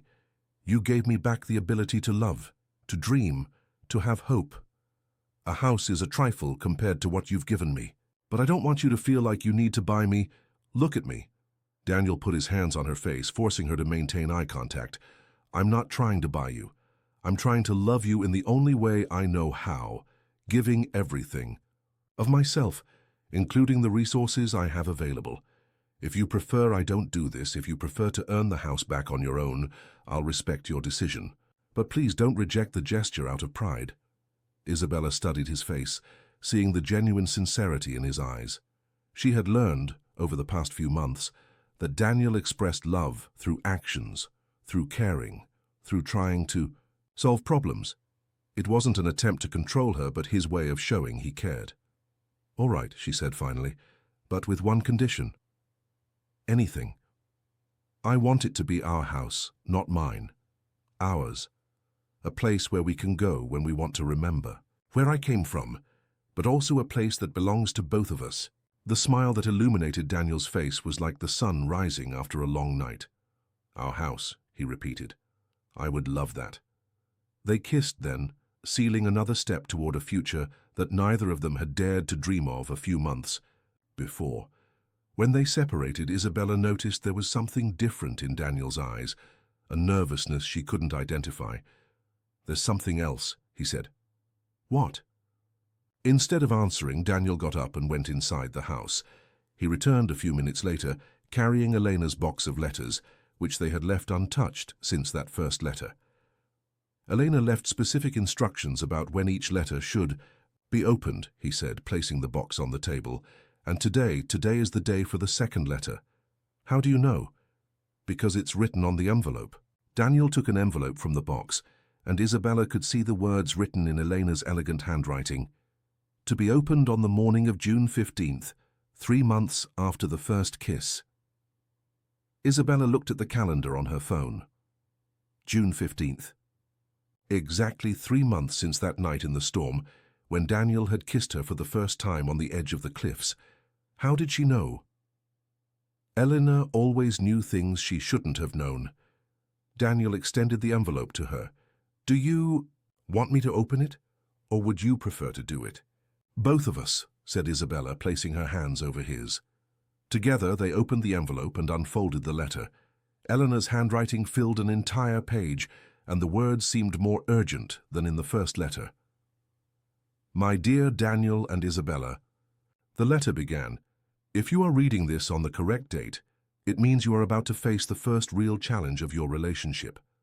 Don't be alarmed. All couples go through this.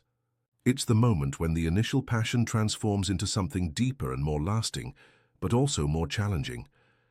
Daniel, you are thinking about asking Isabella to marry you. I know this because I know your heart better than you do yourself. You love with an intensity that frightens even you, and your instinct is to create formal commitments to feel secure that the person you love won't leave. Isabella, you are feeling the weight of being loved so intensely. You are wondering if you deserve all this, if you are capable of reciprocating adequately, if you won't disappoint Daniel when he realizes you are only human. Both of you are wrong and right at the same time. Daniel, you don't need a marriage to keep Isabella by your side. She has already chosen to stay and chooses again each day.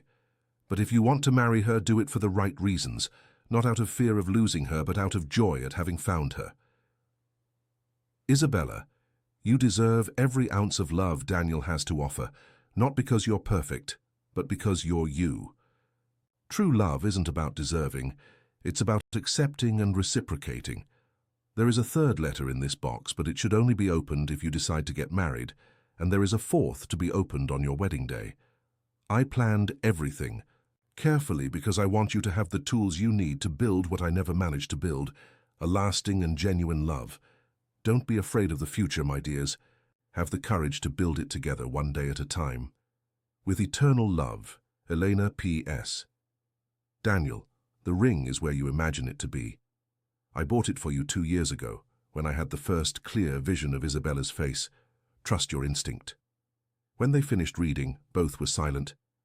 The letter had touched on fears and hopes that neither of them had verbalized, but that were there, pulsing beneath the surface of their happiness. She's right, Daniel finally said. About everything. About the ring, too? Daniel stood up, a strange expression on his face. I need to check something.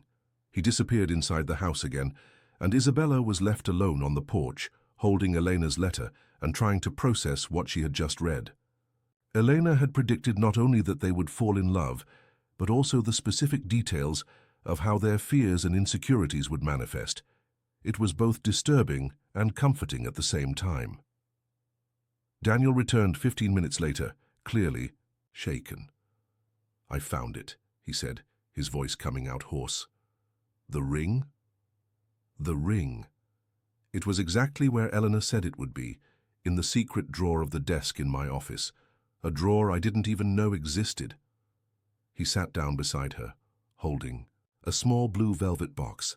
Isabella, you don't have to, she said quickly. Elena is right. You don't need to marry me to keep me by your side. And if I want to marry you for the right reasons, if I want to because waking up with you every day is the best part of my life, if I want to because when I think of the future, I can't imagine any scenario where you're not there. Isabella felt her heart race. Daniel, and if I want to because you make me want to be a better man, not because I'm not good enough, but because you deserve the best version of me. Daniel opened the box, revealing a classic and elegant diamond ring, but not ostentatious. And if I want to because I love you simply, without reservations, without conditions. Tears began to stream down Isabella's face. Then I would say that I also love you, simply, without reservations, without conditions. Is that a yes? It's a yes. Daniel slid the ring onto her finger, and it was a perfect fit, as if it had been made specifically for her, which she realized it probably had been. Eleanor had thought of everything. They kissed then, sealing not just an engagement, but a promise to build together something that would be entirely theirs. When they separated, both were crying and laughing at the same time. There's one more thing, said Daniel, drying the tears from her face. One more thing, Elena predicted. No, something I planned on my own. He stood up, pulling her by the hand. Come with me. Daniel took her to the library, where a surprise was waiting. Elena's typewriter had been replaced by a modern computer, and next to it was a stack of printed and bound papers. Elena's autobiography, he said. I had it printed and bound, 1,000 copies. 1,000? Because you didn't just write Elena's story, Isabella, you wrote a book about love, loss, redemption, and how sometimes the bravest people are those who know when to let go. Daniel picked up one of the copies and placed it in her hands. And the world needs to read this story. Isabella looked at the book in her hands. On the cover was written, Elena Vasquez, the woman who loved too much, and below, by Isabella Santos and Daniel Vincent. You want to publish this? I already have. I used my contacts in the publishing world. It officially launches next week. Daniel smiled, nervous. I hope you don't mind. I thought it was important that Elena's story be told, and told by us. Our names are on the cover. Because you both wrote it. Because it's a story about you both too, not just about Elena. Isabella hugged the book to her chest, feeling an emotion she couldn't fully name. It was pride, gratitude, hope, all mixed into an overwhelming feeling that her life had found a purpose she never thought possible. I love you, she said, looking at Daniel. I love you too. They spent the rest of the day planning the wedding. Nothing elaborate, just an intimate ceremony on the property, overlooking the lake where Elena had found her final peace. They decided it would be in September, when summer gave way to fall, when temperatures became milder and the sunlight gained that golden quality that made everything seem touched by magic. At night, as they dined on the porch under a starry sky, Isabella took Elena's third letter, the one meant for couples who decide to get married. Inside the envelope, they found not just a letter but also an old key. My dear engaged couple, wrote Elena, if you are reading this, it means you have made the most courageous decision two human beings can make, to promise to love each other, not only while feelings are easy and intense, but also when they are difficult and everyday. The key you found opens a chest in the attic of the house. Inside it, there are some gifts I left for you. Not expensive objects, but things that I believe may be useful in your journey together. Marriage is not a fairy tale, my dears. It is a daily work of choosing to love, even when it's difficult. It's the art of growing together instead of apart. It's learning that true love isn't about finding someone who will never disappoint you, but about finding someone who is worth forgiving when they inevitably do disappoint you. You have something rare, a connection that transcends the physical and emotional. Take care of it as you would a garden, with patience, dedication, and the understanding that the most difficult seasons always pass. There is one last letter for your wedding day. Keep it carefully. With infinite blessings for your union, Elena. Ini. The attic, they found the chest Elena had mentioned. Inside, there was a collection of simple but touching objects. A blank photo album for them to create their own memories, a bottle of wine with instructions to be opened on their first wedding anniversary, 2 leather journals for them to write about their journey together, and an envelope with rose seeds and instructions to plant a garden. She thought of everything, murmured Isabella, holding the envelope of seeds. Elena was always careful with details, replied Daniel. Even when she was lost in her own obsessions, she paid attention to the little things that make a difference. In the months that followed, as they planned the wedding, Isabella and Daniel established a routine that deeply satisfied them. They divided their time between the property at Lake Travis and the newly purchased house in the hills of Austin, worked together on writing projects. She had started her own novel, he was documenting his family's history, and slowly built a life that was entirely theirs. The book about Elena was published in August and became an unexpected success. It wasn't just a biography, but a reflection on the nature of obsessive love versus healthy love, and it resonated with readers who recognized their own struggles in complicated relationships. Isabella began receiving invitations to give lectures on writing and relationships, discovering a passion for helping other people navigate the complexities of love. The week before the wedding was a mixture of nervousness and anticipation. They had decided on a small ceremony, just a few close friends of Daniel's and Anthony, who had become like a father to Isabella. There was no family in the traditional sense, but they had discovered that family was something you chose, not just something you inherited. On the night before the wedding, when Isabella was alone in the blue room, they had decided to spend the last night as singles apart. By tradition, she took Elena's fourth and final letter. The envelope was heavier than the others, and when she opened it, she discovered why. Along with the letter, there was a photograph, the original photo from 1987, the one that had started all of Elena's obsession. But now, looking at the photo, Isabella saw something she hadn't noticed before. In the background of the image, almost imperceptible, there was a male figure in profile. With her heart beating fast, she ran to the desk and took a magnifying glass. It was Daniel. Younger, with darker hair, but unmistakably him. Elena's letter explained everything. My dear Isabella, on your wedding day, if you are seeing this photograph with new eyes, it's because you are finally ready to understand the whole truth. This is not a photo from 1987.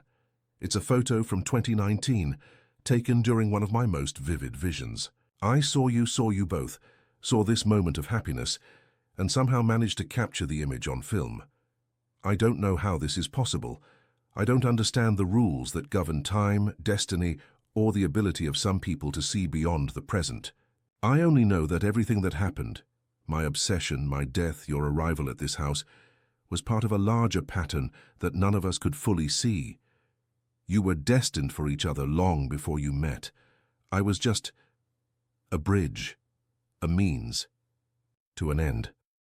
And I don't regret having been that bridge, even if it cost my life. Today you marry the man you love in the house where I found peace, surrounded by the love I always wanted to have. This is my last letter, my last intervention in your lives. From now on, the story is entirely yours. Be happy, my dears. Be everything I dreamed you could be. Forever your friend, Elena. Isabella held the photograph and the letter, feeling a mixture of amazement and gratitude that left her speechless. Eleanor hadn't just been an obsessive woman who had killed herself for unrequited love. She had been a seer, a guardian, a force of destiny who had orchestrated the meeting of two soulmates through dimensions of time that logic couldn't explain. Next day, September 15th, Isabella Santos married Daniel Vincent in the garden of the property at Lake Travis, overlooking the lake where Eleanor had found her final peace. She wore a simple white lace dress that had belonged to her grandmother and carried a bouquet of roses from the garden they had planted together using Elena's seeds. The ceremony was officiated by a local justice of the peace, but there was a spirituality in the air that transcended any formal religion. When Daniel and Isabella exchanged vows, simple promises to love, honor, and grow together, the wind brought the scent of roses and the soft sound of waves, as if nature itself were blessing their union. You have become husband and wife, declared the judge, but more than that, you have become a family. When they kissed, sealing the marriage, Isabella could swear she heard a female laugh carried by the wind, not melancholic or haunted, but joyful and free. Elena was finally, truly at peace. The party was small, but memorable. Anthony made an emotional speech about seeing two people find what most spend their lives looking for. Some of Daniel's friends shared stories about how he had changed since meeting Isabella, lighter, more present, more genuinely happy. When the sun set, painting the sky orange and pink, the guests left, leaving the newlyweds alone on the property. That was now truly theirs.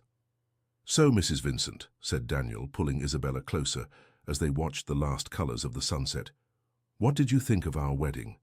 Perfect, she replied, nestling in his arms, exactly as it should be. No regrets? No fears that we're moving too fast or that we're too different?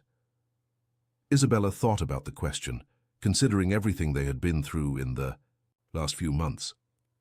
Sometimes I still have fear, she said honestly. Fear that it's too good to last, fear that I'm not enough, fear that something will go wrong. But then I remember that fear is just fear. It's not prophecy, it's not certainty. It's just my mind trying to protect me from something it doesn't understand. And what doesn't your mind understand? That sometimes, very rarely, people get lucky. Sometimes two people meet at the right time, in the right way, with the right hearts, and sometimes they manage to build something beautiful and lasting. She turned in his arms, looking into the eyes she had learned to read like a favorite book. I can't promise I'll be perfect, Daniel, but I can promise I'll try to be the best wife I can be. And I promise to try to be the best husband I can. Abi, he replied, kissing her forehead, even when it's difficult, especially when it's difficult. They stayed on the porch until late, watching the stars appear one by one in the dark sky. There was something deeply satisfying about being there, married, free from the past, ready to write together the next chapters of their lives. 5 years later, Isabella Santos Vincent published her third novel, a contemporary love story that became an international bestseller. She and Daniel had established a foundation to help young writers from underprivileged communities and divided their time between Lake Travis, the hills of Austin, and travels throughout America and the world. The property at Lake Travis had become a refuge for writers, a place where creative people could come to find inspiration and peace. The garden they had planted with Eleanor's seeds had blossomed into an explosion of colors that could be seen from the cliffs, and visitors frequently commented on the feeling of serenity that emanated from the place. They never had more supernatural manifestations. Elena had found her peace and moved on, leaving behind only love and gratitude. But sometimes, when the wind blew in a particular way through the rose bushes, Isabella felt as if they were being watched with affection by someone who had given up her own happiness to guarantee theirs. Elena's last letter, discovered on their 15th wedding anniversary, was found by chance when they were renovating the attic. There was no instruction on when to open it. It was simply there waiting. "My dear Isabella and Daniel," Eleanor wrote for the last time, "if you are reading this, it means you have built something lasting and beautiful. It means that love conquered, fear that hope conquered despair, that the conscious choice to love every day conquered inconsistent passion. I have no more advice to give, because you have discovered on your own the secret I never managed to discover, that true love isn't about finding someone perfect, but about loving someone imperfect perfectly. Thank you for allowing me to be part of your story. Thank you for transforming my tragedy into your happiness. Thank you for proving that love can indeed conquer everything, including death. Live well, love well, and remember me not as the woman who died for love, but as the woman who lived enough to ensure that true love found its way. Forever part. Of you, Elena." Isabella carefully folded the letter and put it back in the box where it was stored, along with all the others. She and Daniel had decided to donate the letters to a library specializing in the study of unexplained phenomena, so that other researchers could try to understand what had happened there. But for them, the explanation no longer mattered. What mattered was that they had found each other, had learned to love in a healthy and lasting way, and had built a life that honored both Elena's sacrifice and their own dreams. On the night of Isabella and Daniel Vincent's 16th wedding anniversary, the house at Lake Travis was quiet and at peace. The rose garden was in full bloom, perfuming the air with a scent that spoke of love cultivated with patience and dedication. The lake gently lapped against the rocks, a constant rhythm that had cradled decades of dreams and tears, obsessions and liberations. And somewhere among the stars that shone over the property, Elena Vasquez smiled, finally free, finally happy, knowing that her story had become part of something greater and more beautiful than she could ever have imagined. Love had won. Not in the dramatic and tragic way she had imagined, but in the simple and powerful way that truly matters. One day at a time, one choice at a time, forever.